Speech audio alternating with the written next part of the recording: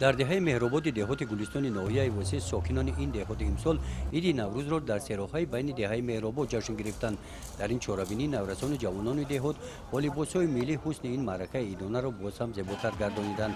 Пирӯбарнои ин деҳот шукрона аз ободӣ тинҷии тоҷикистони азиз намуда гирди дастархони идонаи наврӯзӣ ба ҳам омада аз дастовардҳои меҳнатии худ истифодаи самараноки заминҳои назди ҳавлигӣ роҳҳои ба даст овардани 3 ва 4 ҳосил аз як замин қисса мекарданд. дар маросими расмии ҷашнвораи наврӯзӣ раиси ҷамъияти деҳоти гулистон иштирокчиёни базми ҷамшедиро ба ифтихори ҷашни наврӯз табрик намуда аз сокинон даъват ба амал оварданд ки аз чунин рӯзҳои офтобии фасли баҳор самаранок истифода намуда кишту кори баҳориро саривақт ба анҷом расонанд. дар қисмати тӯҳфасупориҳо аз номи ҷамоати деҳот ба якчанд нафар кӯдакон аз оилаҳои ниёзманд либосҳои идона тақдим карда шуданд.